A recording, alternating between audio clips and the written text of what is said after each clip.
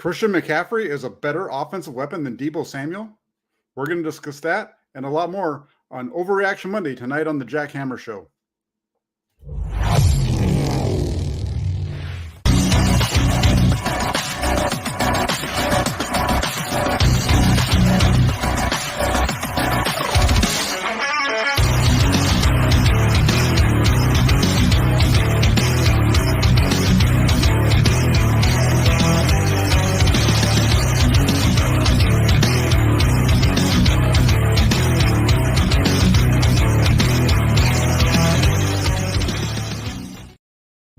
Hey everybody, it's Jack Hammer and welcome. It's Overreaction Monday. The 49ers picking up a big victory yesterday down at SoFi Stadium, 31-14 over the Rams, sweeping Los Angeles for the fourth season in a row in the regular season.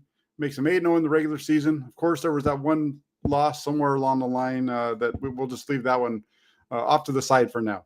But quite a game for the 49ers yesterday, and a lot of different reactions from that game. Definitely something for everybody, as Raphael 5629ers over here in the toolbox says. You know, there's something for everybody with this one, and Victory Monday. So let's get into it a little bit as far as some of the overreactions that I've seen. It's a lot of fun to go through those. I always ask that question after the game on Monday, see where everybody is.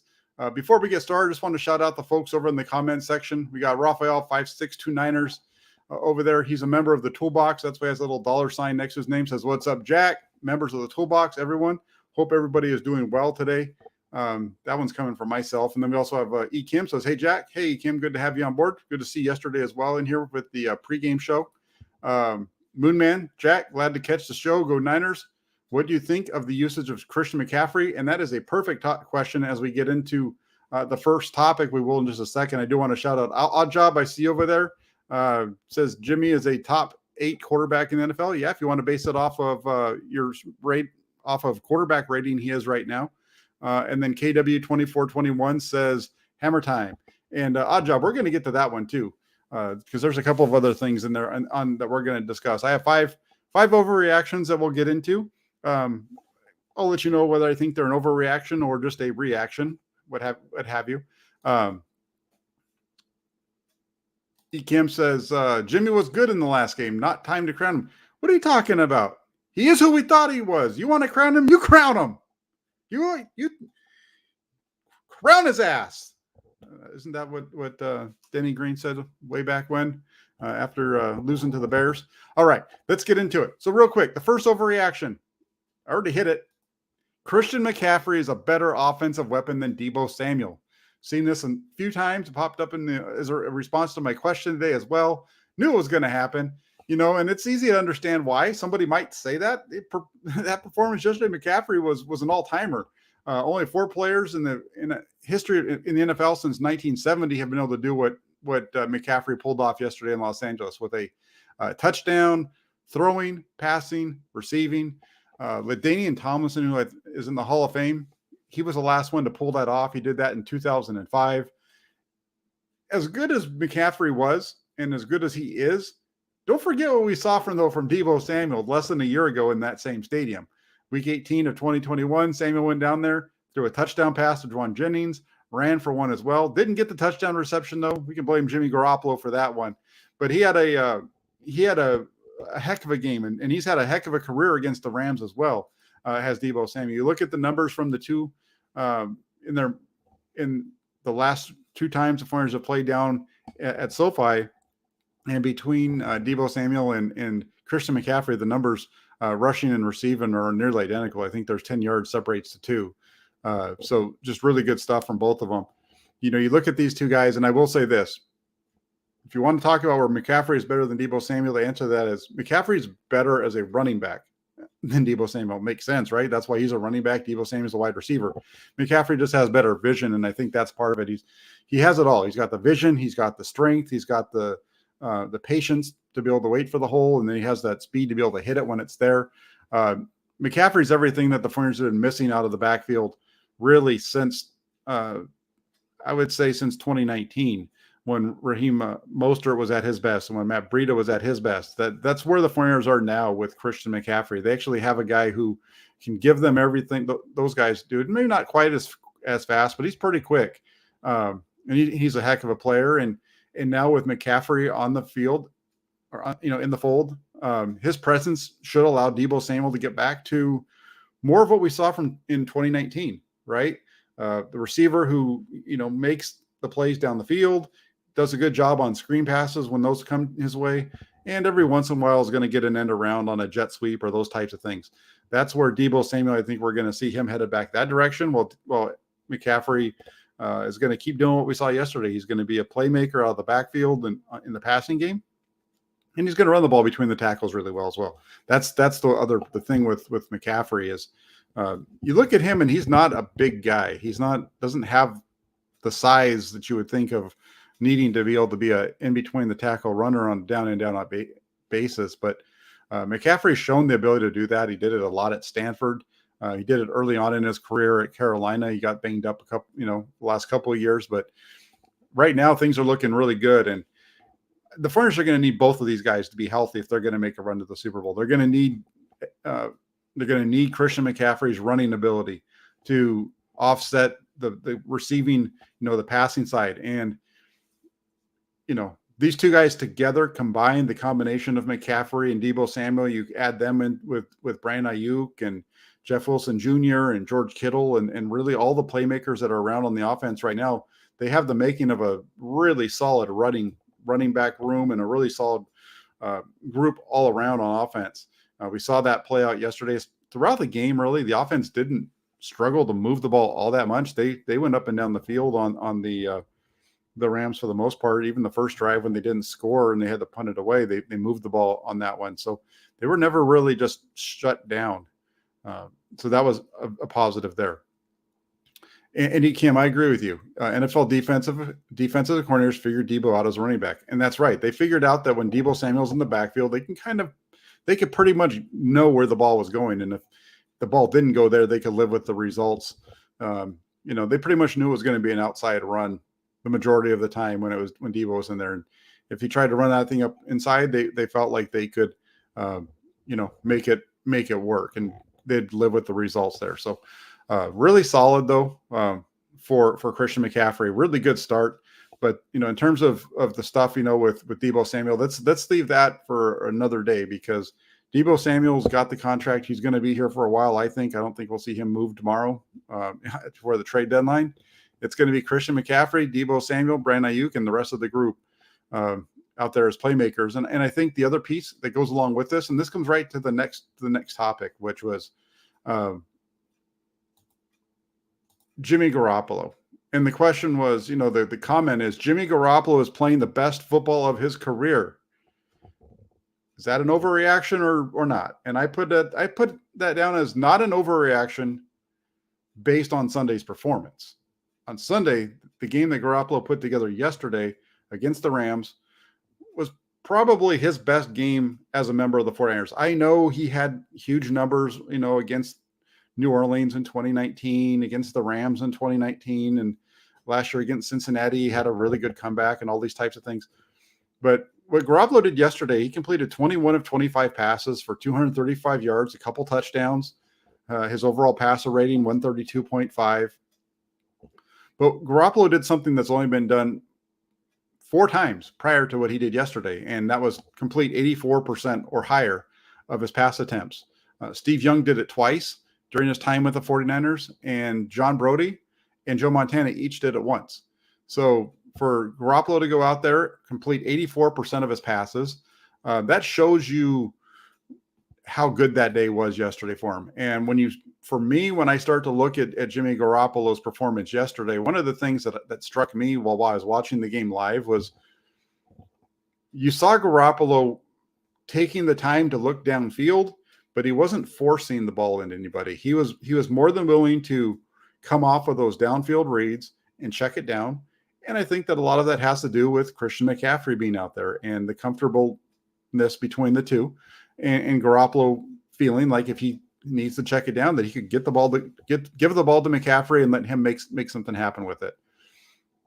and that's something that they've missed. And Deebo Samuel, for some of the things that he's been able to do all the backfield receiving this year, again, he's a really good back, and I want to see him at times be able to make plays out of the backfield as well. But I would rather see him running routes. I want to see Deebo Samuel running that deep crosser at 15 yards. I want to see Deebo Samuel running the little quick slant and getting the ball and taking off with it. I want to see Samuel be the guy down out here.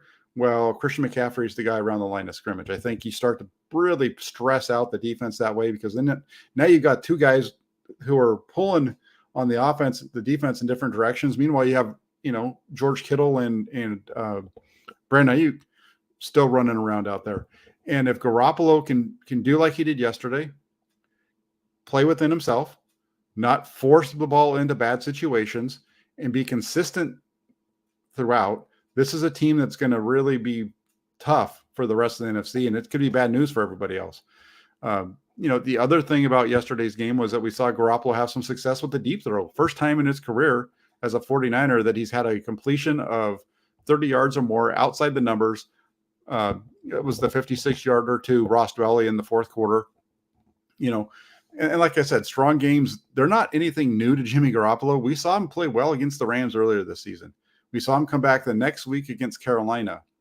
The thing to watch for, though, is he needs to be able to stack these performances together. He hasn't done that really in his career. It's always been kind of up and down. That's why you see the people making fun of it with the little chart. Where are we on the chart? It's a little circle. It's a wheel of death with Jimmy Garoppolo. We're here with really good, and then it kind of starts coming around, and then it's bad, and then it's back to good, and what have you.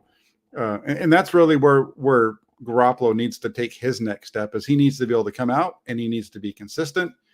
And I think with Christian McCaffrey, helping maybe make it so that he doesn't feel like he has to force to throw down the field so much, that maybe that'll help him out to be a little bit more successful and play within himself and do good things for this team.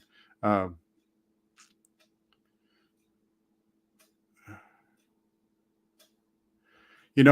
Man says that Christian McCaffrey is faster than Deebo from the sprint, but top end, possibly tie. And that's what's interesting, is I don't think either one of them are necessarily guys that you would expect, that you think are like speed guys, right? If they were in a race with Danny Gray, they're not going to beat Danny Gray in a 40. They're not going to beat Danny Gray in a 50 or a 60-yard sprint, foot race. But they're just really solid football players who are very fast on the field. They play fast, and they're tough, and they see the angles, and they know how to get by people and those types of things. And, whether one is faster than the other, I don't think that's really as important as it just is the fact that McCaffrey is a better runner from a running back standpoint. So you get him in the backfield, and you get Deebo Samuel out there at wide receiver and let him do what he's best at, which is catch screens, run routes, and make plays in the secondary.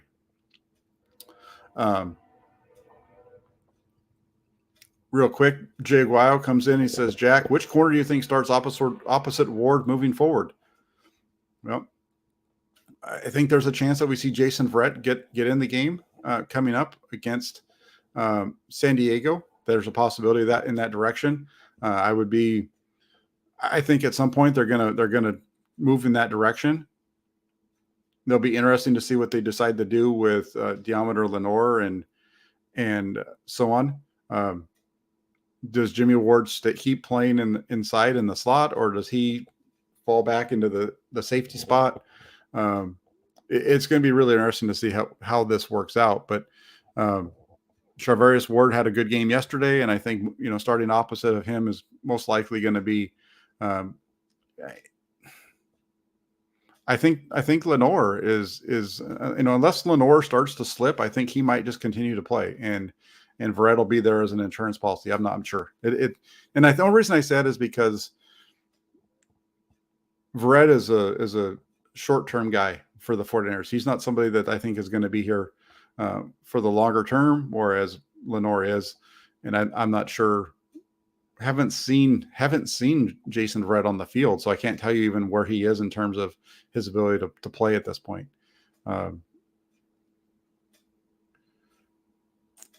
let's see what else. Then that's it. So we got, the first two were pretty easy ones. Deebo Samuel and Christian McCaffrey. That's an overreaction. That McCaffrey is a better offensive weapon than Samuel. I think they're both really good offensive weapons in their own right. Garoppolo playing the best football of his career. Right now it's a little bit of an overreaction because it is to one game, and we've seen him have those one games in the past. But that game yesterday was really solid. The other thing too about Garoppolo's performance yesterday was his performance, how he played on third down. On third down, he was 6 of 8. Both of his touchdowns came on third down, 117 yards passing. So about half of his yards coming on just third down on his 6 completions on third down, 6 of 8 there. So just a really solid game for Garoppolo. And then that brings us over to the defensive side. I know the defense, I was pretty harsh on the defense last week when I was saying that they were overrated. I went through the reasons why I made that statement. It continued in that direction yesterday in the first half, right?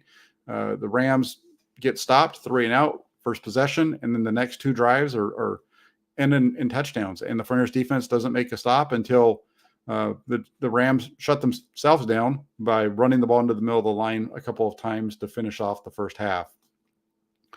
Then they come out in the second half. They start to move the ball again. They get themselves into a little bit of a pinch. And so they get a break, in some ways. They started off kind of deep. I remember the 49ers had punted the ball to them. Just kind of looking through it really quick. The thing for me with that game yesterday was the Rams were just so good on first and second down. That was the big key piece of it, is the Rams didn't have third and even 5 or 6 very often in the first half. The second half was a different beast altogether. And what you saw was a 49ers defense that started playing better on first and second down. So, like, for example, that first Rams possession, they got themselves moving. And then it wasn't until they started off at their own 10. They'd worked their way out to the 20, out to the 39. So they picked up about 29 yards there. You could see they were starting to move, running the ball up in the middle and, moving along. They were, second and they didn't, 3rd and 5, they convert, but then they get a 1st and 10.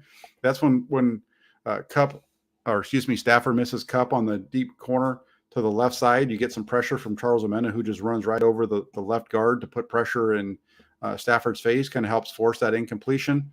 Then they stop Henderson for a loss of 4. And now all of a sudden the Rams are in 3rd and 6, one of their few times in the game up to this point where they were in 3rd and long. And it's an incomplete. It goes down in the stat book as an incomplete pass from Matthew Stafford to Cooper Kupp. But what you don't see, just based on the stats and the way that it's written up, was the pressure that was put on them by Nick Bosa. He got in there, forced some pressure on him, made a move, and the ball, he threw it into the dirt to the right side there. And then from then on, it was kind of that same story. The next possession for the Rams, 3-yard gain on first down, an incomplete pass on second down, 3rd and 7, boom, sacked by Warner.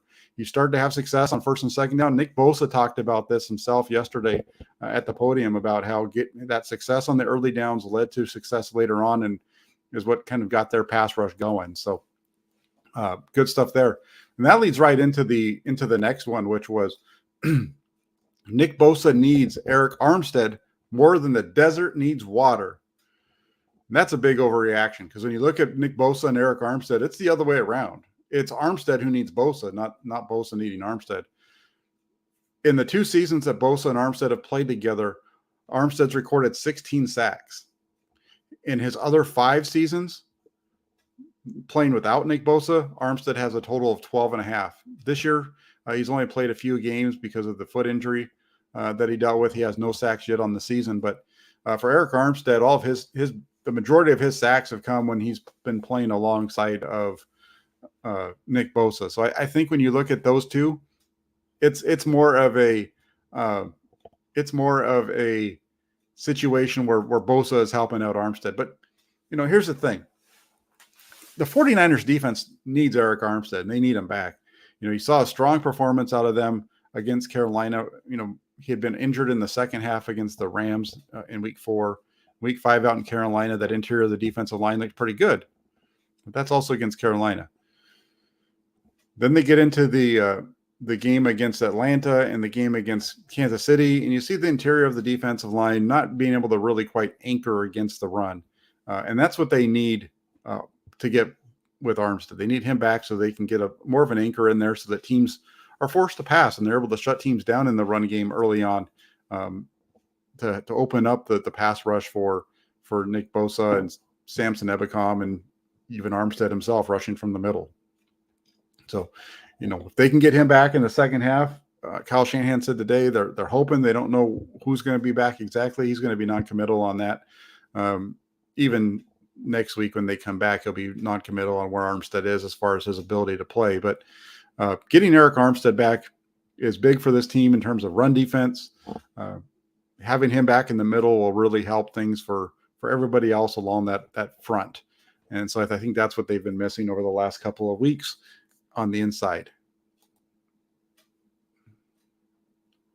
Raul says he wishes that the Niners had kept DJ Jones.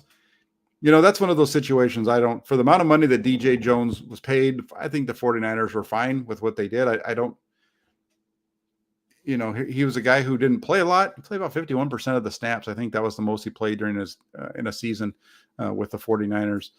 Really good player on first and second down, but not at, I think it was $10 million a year. I don't think DJ Jones was worth that. So as E. Kim points out, good for him on getting paid. But I don't think that was a move that the 49ers should have made. And then we have Jaguayo comes back in. He says, Jack, when do you think Armstead's going to return?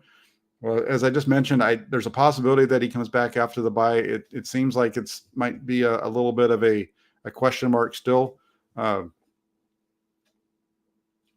if it's not after the bye, I'm gonna say probably around the time they get back from Mexico City, because I'm pretty sure the way the schedule works is they're going to be playing the Chargers at home, and then they go over to Mexico City to play the Cardinals. So if it's not the Chargers week, I think it'll be after they get back from Mexico City. That's a tough travel, high elevation. I think it's twice as high as Mile High Stadium at the stadium there in Mexico City. So all those kind of things are tough on your body when you're dealing with altitude. It makes your body is going to react differently. So I don't think they're going to want to have that be Armstead's first game back. It's either going to be the Chargers or the week following the game in Mexico City would be my guess, Jaguayo.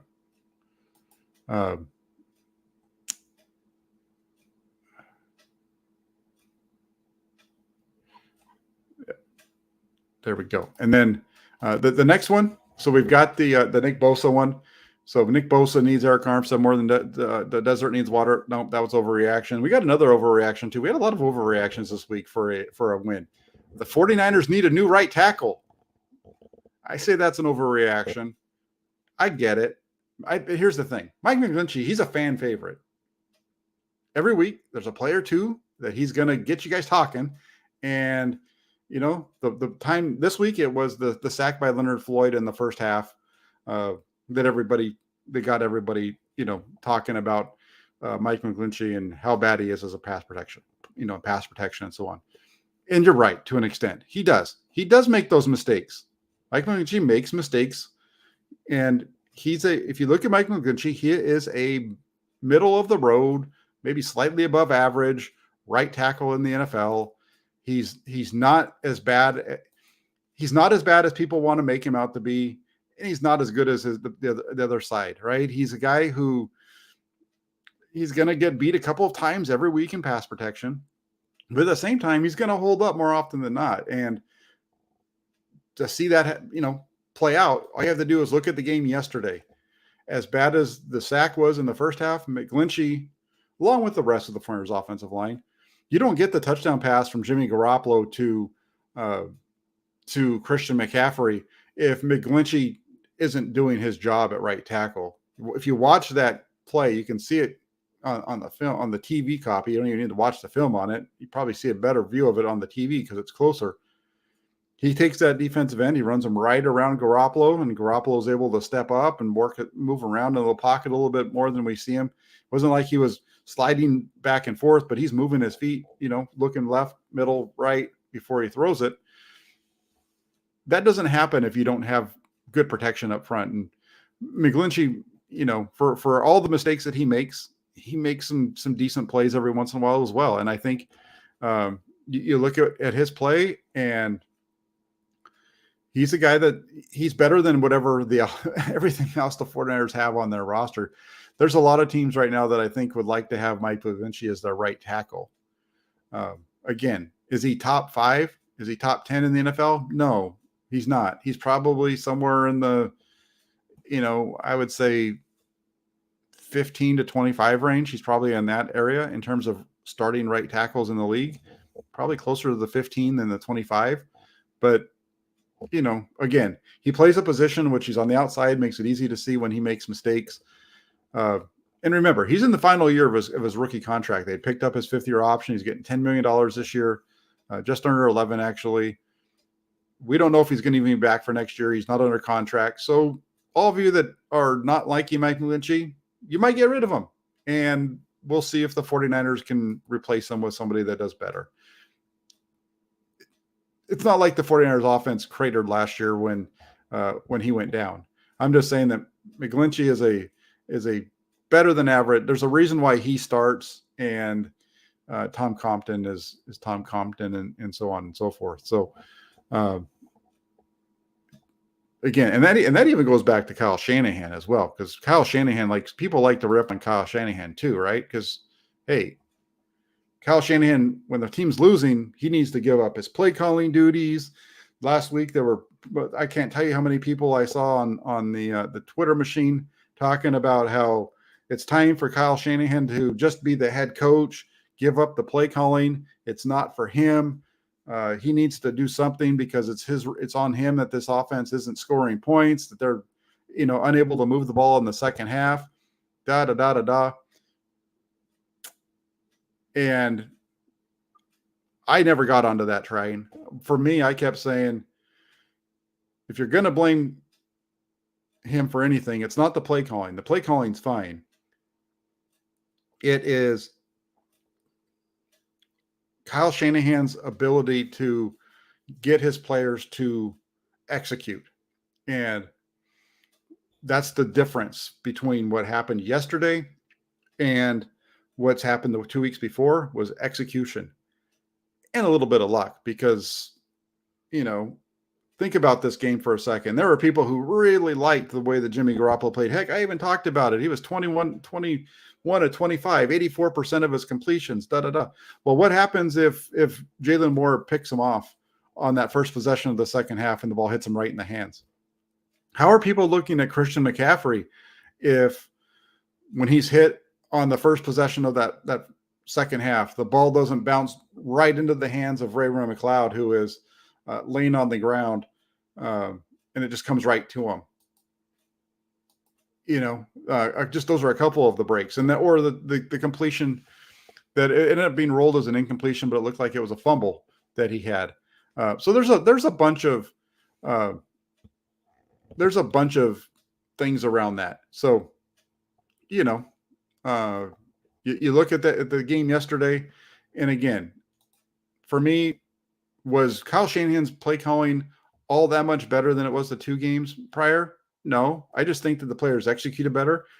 So for me, I don't think that's an overreaction. And then, as far as the players executing better, yes, you give Kyle Shanahan the credit for that. You go back and you look at the 49ers offense and the losses to Atlanta and Kansas City. They moved the ball.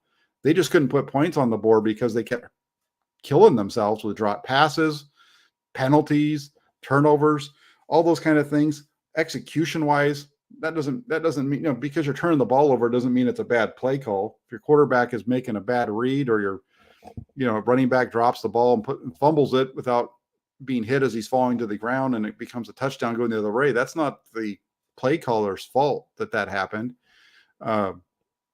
You look at the game yesterday, there were a couple of mistakes early on. Talked about a couple of bounces that went their way. But for the most part, in the second half, the 49ers offense executed at a very high level. And it was Jimmy Garoppolo and the 49ers offense that Matthew Stafford and the Rams couldn't keep up with. That was the discussion last week, right? Jimmy Garoppolo and the 49ers offense can't keep up with elite level quarterbacks. Well, we've seen Matthew Stafford and the Rams not be able to do that with the 49ers 4 out of 5 times in the last year. A little bit more than a year now because, well, maybe about the last year because I think the first matchup was right around this time a year ago. So in 5 times that the Flyers and the Rams have played, Matthew Stafford has not been able to keep up with Jimmy Garoppolo. Imagine that one for a second. But getting back to Kyle Shanahan. Well, Kyle Shanahan, the offensive coordinator, wasn't all that different on Sunday. The head coach, he deserves that praise. Like I said, he got his team the most out of them. He was able to get an important victory for the 49ers. And right now, if you look at the 49ers, they are sitting 7th in the NFC. So they're actually a playoff team. It's not just about winning the division. There is a road for the 49ers to make the playoffs. They'd probably be a 7 seed, depending on what happens in the NFC West and maybe even the NFC North. But if the 49ers just keep doing what they're capable of doing and winning games against the teams that are in front of them that they should be able to win, this is a team that can make the playoffs. And then, as they showed you last year, once you get in, anything's possible. They were I think they were the 5 seed last year, made it all the way to the NFC Championship game. Obviously, you'd like to be the division champion, so you can get at least one home game. If you're not if you don't have home field advantage, you'd like to at least have one home game. So. We'll see how it plays out. Looking through the comments, there's been some good ones over there. Yeah, Lester, that's right. Mike Shanahan has access to the 49ers installs and stuff. I think that's who you're talking about, at least. Lucas wants to know, when am I going to be doing my film breakdown? I'll be doing my film breakdown. I usually do it on Tuesday, and that's still my plan. I drove back from Los Angeles last night, so my schedule is a little bit different this week, but I'm still going to try to get that film breakdown for you. And my question to you guys real quick is, I always do the offensive film, and I'm still going to do the offensive film. But because this is a bye week and we have a little bit of extra time, would you guys like me to come back on Wednesday and do a defensive film breakdown as well, to kind of go through some of the defensive performance against the Rams, show you where I feel like the things turned from first half to the second half? If you guys wouldn't like me to do that, let me know, and I can get through that and show you guys the defensive film this week as well. Got a little bit extra time, so hey, might as well show you everything, right? Got a few of you guys are saying yeah, so there you go. Kim's always on me. He wants to do a call-in show. Maybe we'll do a call-in show this week. I got a little bit extra time, so like I said, no 49er game this weekend, so the schedule is going to be a little bit different. I'll be doing my writing, I'll be doing my shows, but maybe what we'll do is, I usually don't have a Thursday show or anybody to come in for a Thursday show, so maybe Thursday, what we'll do is we'll do a film review of the defense for you guys. Wednesday's my day that I don't do a stream during the week. That's my day to do some other things with outside of football a little bit in the evening. But I will, let's do this. Let's look at a call-in show on Thursday. So if you guys want to talk 49ers football, let's do it on Thursday. We'll do it Thursday night. I'll do a film breakdown, and then we can do a call-in show following that. So if you guys want to do that, you asked for it, you got it. So you better show up and call in. Kim, I know you will, because you're always good about that. So yeah, call-in show Thursday night. We'll do a defensive film breakdown on Thursday, offensive film breakdown tomorrow. All kinds of fun stuff on the channel. We've been, you look at the 49ers right now, they're a game better than they were a year ago. This time last year, they were 0-3 in the NFC West. This year, they're 3-0. It was a solid win yesterday. That was a very good win for the 49ers. And, I've heard people talking about how, the 49ers haven't beaten anybody good. Well, okay, here's the thing, and I get it with the Rams. The Rams are 3-4. The Rams have lost, of the Rams' 4 losses, 2 of them have been to the 49ers. Another one of the Rams' losses was to the Buffalo Bills. So think about that for a second. The Rams are 3-4, but they lost to probably one of the best teams in the NFL in Buffalo, twice to the 49ers. So maybe the Rams aren't really as bad as we all want to say. I don't know. They've only played 7 games. We'll find out more about them as it goes along. And it could just be that the 49ers have their number year after year. So good stuff going on, though, for the 49ers. I hope you guys enjoyed the show. I will be back tomorrow. Like I said, I'm going to be doing my offensive film breakdown for you guys. I'll also be getting together with Jesse Naylor for the Hammer and Nail show. We'll dig a little bit more into the Rams game. talk about Jimmy Garoppolo and probably some of these overreactions a little bit deeper as well, just to get his reaction, and we'll see how it all plays out. But again, just to run through them real quick before we shut this thing down. Number one, first overreaction today was Christian McCaffrey better than offensive weapon than Deebo Samuel. That's a definite overreaction. They're both solid players that bring different skill sets, although they're very similar in terms of their ability to make plays on screens and those types of things. McCaffrey is a much better runner from the backfield, and that's where they separate the two. But Deebo Samuel overall, his ability to make plays, for his ability to be a wide receiver and do what he does out of the backfield as a running back, what he did last year, that was high level stuff. Jimmy Garoppolo playing the best football of his career. I say that's not an overreaction based off of Sunday's performance, but based off of the overall body of work this year, it's an overreaction. Again, he became one of only 5 49er quarterbacks yesterday, though, to complete 84% of his passes in a game. Steve Young did it twice. John Brody and Joe Montana each did it once. Garoppolo just needs to stack some games on top of each other, though, in order for that to become a overreaction. Nick Bosa needs Eric Armstead more than the desert needs water. That's an overreaction. It's the other way around. Bosa is fine on his own. Armstead needs him more than anything else. New right tackle, Mike McCaffrey. Everybody, you guys love him. You guys, that's the thing. You watch social media, and everybody complains about the guy who has the hot takes or says the goofy stuff. And I'm not talking about a 49ers content creator. I'm talking about just media people in general. Skip Bayless, for example. People rip Skip Bayless, but you know what? The guy had like 40-something million people or whatever watch him last year. So you guys complain about things, but you definitely know you like to watch that stuff. You guys know that deep down in your hearts, you have love for Mike McCaffrey. He is your right tackle, and you need him at that right tackle. And then Kyle Shanahan's play calling wasn't all that much different from the previous 2 weeks. The players just executed better. That was not an overreaction either. So there you go. That was the show. Hope you guys enjoyed it tonight. I will be back tomorrow with the Hammer and Nail show around 5:30. And then also I'll have a film breakdown for you. I'm not sure on the time of that right now, so keep it locked into the channel. I'll let you guys know about an hour or two ahead of time. Thank you all so much for tuning in. If you guys can do me a favor, hit that like button, hit that subscribe button on the way out. If you guys know that have 49er fans that are friends of yours, family, those types of things, let them know about the channel. Share it with them. The more people that tune into the channel, the better. Helps us grow. And looking forward to doing that as we keep going on. I keep looking at some stuff for trying to build up, the presentation that I'm bringing you guys. So I'm going to keep working on that and try to get everything straightened out on my end so that I can give you guys the best quality shows possible. I just want to say in the meantime, thank you all for tuning in. I'll be back tomorrow night. Take care. Have a great rest of your Monday. Talk to you soon.